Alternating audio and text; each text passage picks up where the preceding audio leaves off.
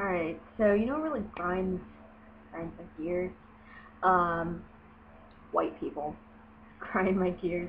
Actually, everybody grinds my gears. I hate everyone. Just gonna throw that out there, misanthrope. But what I really, really fucking hate is when white people, usually middle class white people that are like still getting support from their family, make themselves into these special little snowflakes. I mean, we saw it back in like '07 with the MySpace phenomenon and people that were bisexual and were emo. Yeah, everybody remembers that shit. But today, we see it in the forms of pseudo-philosophy and pseudo-sociology, and it's filled with people who think they're on the cutting edge of acceptance and tolerance, but they have no fucking clue what they're talking about. And it's really funny because most of these people have maybe taken a 101 course in their liberal arts college that they could afford to get into about sociology or psychology or like women's rights or gender issues, and suddenly they think they fucking know everything. That's actually a thing. It's called sophomore syndrome. Um, I I don't claim to know everything here because the more I learn, the less I know. But what I will say is that I don't think these words that people use mean what they think they mean. I mean, I'm just gonna channel the Sicilian from the Princess Bride here saying that. But these words don't mean what you think they mean. And this is referenced when I recently just text ranted a post on my Tumblr, but I'm going to read off bits and pieces of it. Um, so it started off with me kind of talking about how I'm like trying to do this internet psychic thing. It's cold reading and it's fun. Like, I'm a skeptic, so hey, perfect career choice, right? Because we know all about cold reading and we're into that kind of shit. And how it would be a great excuse for me to go crazy on like gypsy clothes and candles and tapestries, and how, well, I know that since I'm posting this in this community where there are a bunch of people that follow me that use these terms, they're gonna go, oh, you're culturally appropriating things. Now, I don't know where you get off saying that that's a bad thing, because the only formal sociology class I've taken, now okay, keep in mind I've read a lot of articles and studies and textbooks on the matter. The only formal class I've taken was when I was in the 11th grade at Minchville High School, taught by Mr. Garner, who was a great man and played the didgeridoo, which, if you recall, is an Aboriginal instrument, and Mr. Garner was totally white. So I guess we can start this off by saying I was being taught in a poor environment because he was committing it himself. Well, go fuck yourself. Basically what I'm getting at here is cultural appropriation is a natural process that cultures go through in order to evolve. I mean, obviously when cultures come into contact with one another, they're going to share, they're going to rub off. It's like when you stand too close to someone on the subway and you start to smell like they're eating salad. I mean, it's kind of the same thing. Or in my case, maybe more relevant, when you're on the Phoenix light rail and you start to smell like malt liquor, sweat, and despair from the homeless guy that snuck on and is taking a free ride because of their conditions. That's beside the point. So basically, I started talking about the New Age movement because since I'm going into this internet psychic thing, and even if I wasn't doing it, if I had stayed in Phoenix, I was going to be attending the Southwest Institute of the Healing Arts for a massage therapy license, which the Southwest Institute of the Healing Arts is a New Age institution. So when you get your massage therapy license, not only do you learn basic massage therapy, anatomy and physiology, things like that, but you also learn reflexology and Reiki and chakras. So, I mean, it's a whole load of bullshit mixed in with actual science that helps people.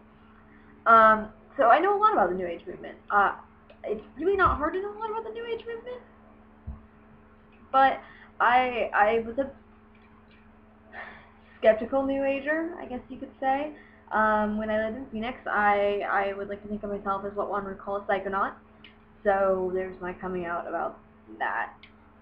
Uh, that should have been obvious already by all the psychedelic art that like I post and what I talk about and how much I know about acid. But anyways, so I started talking about the New Age movement and how is it cultural appropriation in regards to the New Age movement when basically it's its own thing now. I realized that the New Age movement originally was nothing but cultural appropriation. You have all of these white people that are taking Eastern philosophy and spewing it forth endlessly. But you have to understand that the New Age movement started really in the 1960s with the advent of LSD as a recreational drug. And LSD as a recreational drug tends to make you a bit more communal. It makes you less egotistical as Western society is. So, of course, you're going to turn to something that isn't as egotistical as what you're used to because you don't feel comfortable in that anymore. So, what did a lot of people in the 1960s turn to? Well, they turned to Eastern philosophy. They turned to Tibetan Buddhism, Zen Buddhism. They turned to Hinduism. And what they found in these cultures was great. Oh, I forgot Taoism.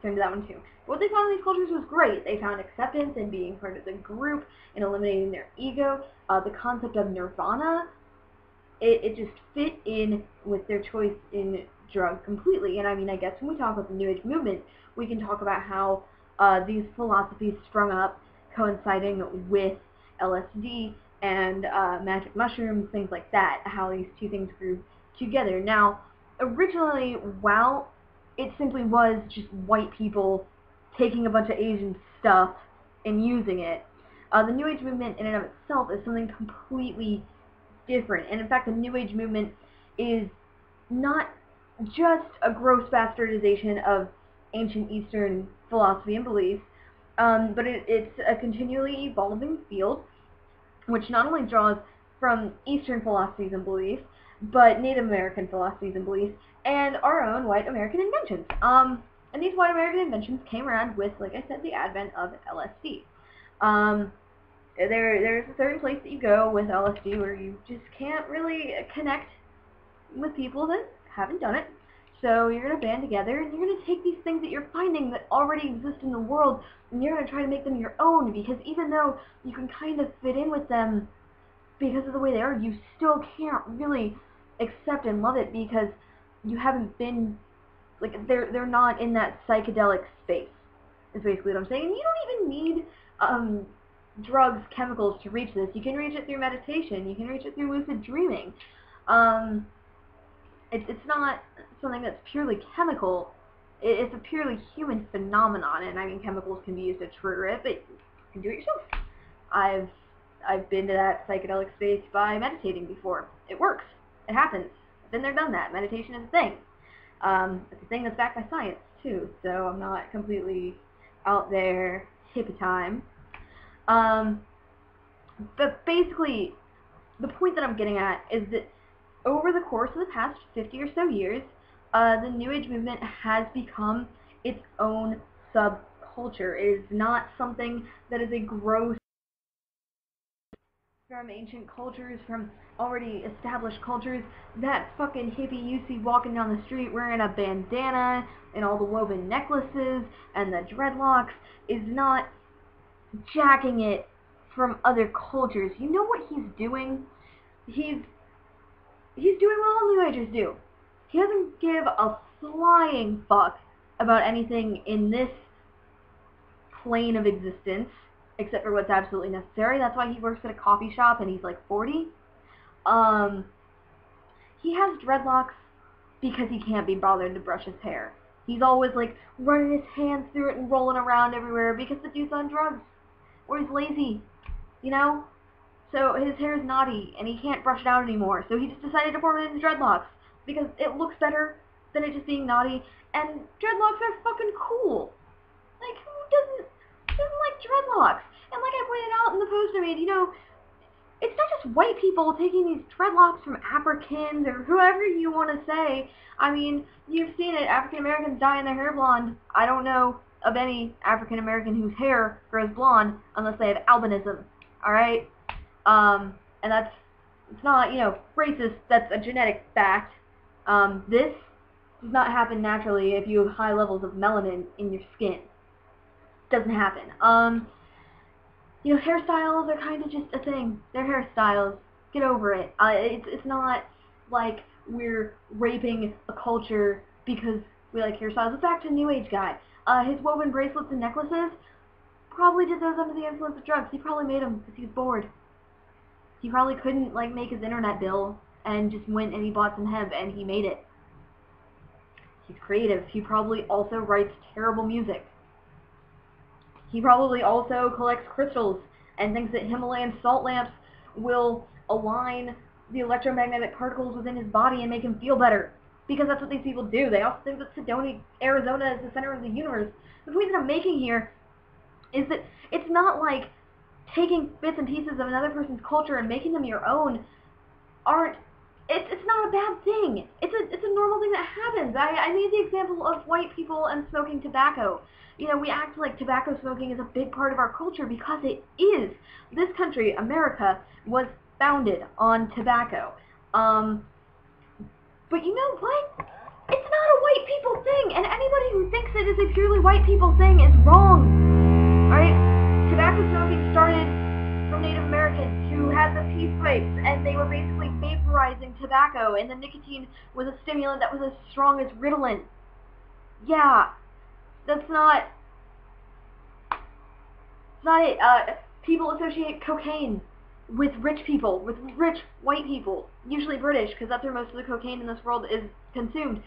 But cocaine comes from the coca leaf, which was chewed by Incans and South American people to keep them awake and running to do farm labor in high altitudes. That's it. And you know what? White people found the coca leaf and were like, this shit is awesome. We put it in soda, and then we found a way to refine it and made it a recreational drug. And I don't think a single person would have ever thought, oh, cocaine is a gross cultural appropriation. No, and in fact, making the term cultural appropriation dirty is possibly the dumbest thing I've ever come across on the internet. Like, are you kidding me? Are you saying that the evolution of culture is a bad thing? Because the last time I checked, most of you owned, like, Nintendo DS's or Xboxes. I mean, I own both things. I have my laptop. I play games on that. I play Flash games. And I'm sure everybody plays games in some capacity, even, like, apps on their smartphones. And that came from Asia. Are you going to try and pretend like you're exempt from this phenomenon because you don't wear dreadlocks, you don't have a mohawk, you don't, I don't know, you don't drink oolong tea, you don't sneak German words into your sentence, you don't eat pretzels like they're going out of style, or you don't eat haggis just to be different? I mean, I will completely agree. If you're doing something just to be different, or just because you think it looks cool and you have no idea where it's coming from, yes, that is wrong. Like, I think that it is grossly disgusting that hipsters will wear Native American headdresses as a fashion statement. These are religious garments that should be respected. And that comes from somebody who, even though I look like a goddamn Aryan reptile with my, you know, lack of eyelids, huge eyes, blonde hair, blue-green eyes, I'm 25% Cherokee and 50% Serbian, and the other 25% is a mix between Scottish and German. And that's the only thing that showed. Yeah. But, you know, being both Native American and Eastern European, I don't like that, you know, people wear these bohemian paisley gypsy clothes and think they're all mysterious Romanian for it. I don't like the fact that Twilight bastardized the vampire myth because that comes from Homeland. And like I said, I don't like the fact that hipsters wear Native American shit. But am I going to sit here and bitch about it about how my culture is being persecuted? No, because even though that's my lineage, I'm fucking white. And so are you. Alright? And you know what white people are best at? Taking other cultures. I mean, think about it. The Aryans are people that moved into India and took over India. ever since their inception, white people have just been really good at stealing other people's cultures. And this goes back in every sect of white people, starting with the Aryans, going to the Romans, who didn't have an original pantheon of gods. They just jacked them from the Greeks. I mean, if you're going with this idea, this notion of cultural appropriation in modern terms, then you have to go back through history and approach it the same way. You have to have a consistent philosophy, or else you're just as bad as the Christians that pick and choose from Leviticus and call out gay people while having a sleeve tattoo and eating a lobster. And sitting next to their wife who's probably on her period. You know, if you don't sit there and go, well, I think cultural appropriation is a bad thing. So the Romans were bad for stealing their gods. The Celts were bad for turning Christian.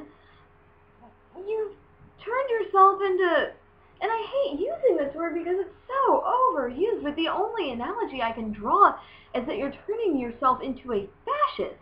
I mean, think about it. The most famous fascist government in history was Nazi Germany, and I don't mean to call all of you Hitler, because you're certainly not. I mean, I doubt that you're going to go out and commit genocide. I think we can all agree in today's modern society that's wrong. Well, modern Western society anyways. I'm not going to even touch on China and Tibet. But, you know what the Nazi Party strove for was cultural homogeneity. And that cultural homogeneity with people who look like me and spoke German and were Lutheran or Catholic. And yeah, that's about it. They took Friedrich Nietzsche and they bastardized him. Or sodomized it, if you want. They took his philosophy and bent it over a table and fucked it in the ass. But in saying that cultural appropriation is a bad thing that should be avoided, that is intolerant and makes you elitist and ableist,